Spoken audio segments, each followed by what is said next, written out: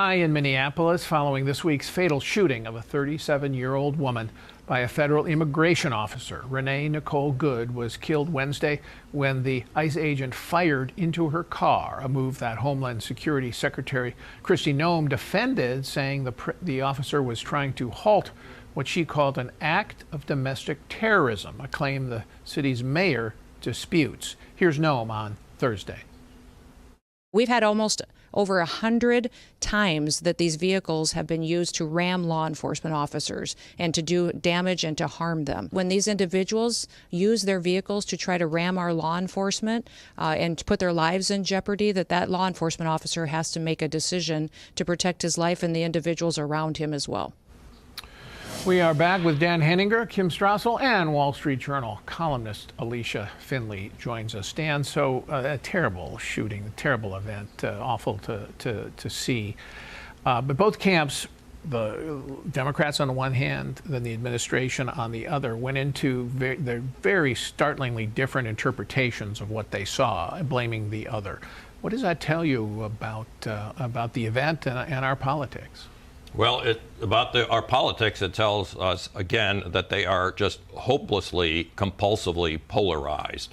As soon as an event like this happens and the videos go up, Democrats and Republicans go into oppositional modes.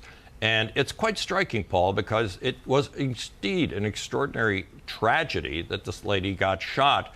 But on the basis of that single video, which is a little bit unclear about what's going on and where her car is headed, we really didn't know anything about her at all in any depth. The Democrats immediately started denouncing the administration and Trump. And more than that, the media itself pretty much concluded that the ICE officer was in the wrong. And they started spinning the story in that direction. I think ICE Director Tom Homan was the one person out there who said something sensible, which is that we have to wait for an investigation to be completed. These are complicated situations. Let's wait until that is completed, and then if accountability is necessary, we will do that. Wait and see, in other words. But no, our politics doesn't wait and see now for anything. We go right to the ramparts. Alicia, there's news out since the shooting that Renee Nicole Good was part of an ICE watch group that was traveling around trying to monitor where ICE was going and in their vehicles, and that somehow this showed that she had bad intentions. What do you what do you think of that identification here, and does it explain what happened? Well, first of all, even if she was part of this ICE watch group, that doesn't mean that she deserves to be shot.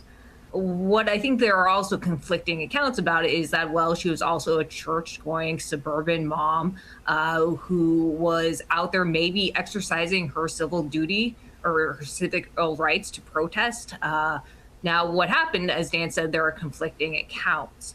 And I think the blame really goes to the politicians who have ramped up the rhetoric, provoked people, incited people on both sides. Now, something like this was inevitable, bound to happen. We have seen violence in other cities, Chicago, LA, protesters hurling rocks, bricks at ICE agents.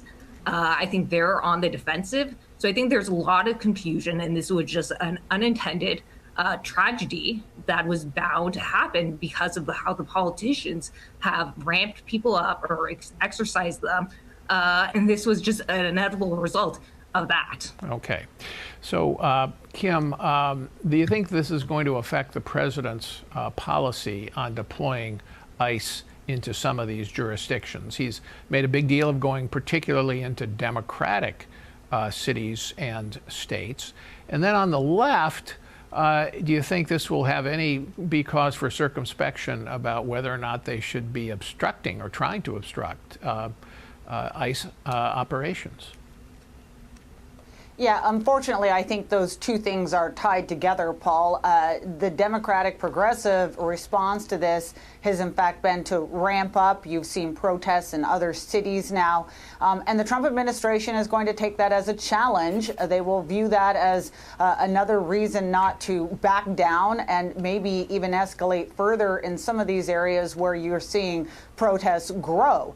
What you're hearing privately, and it's interesting, Paul, in Washington, is that, Republicans understand that this is an animating topic for the president. He ran on immigration, and they've been largely supportive of the efforts that he's had, especially when it comes to removing, violent criminals.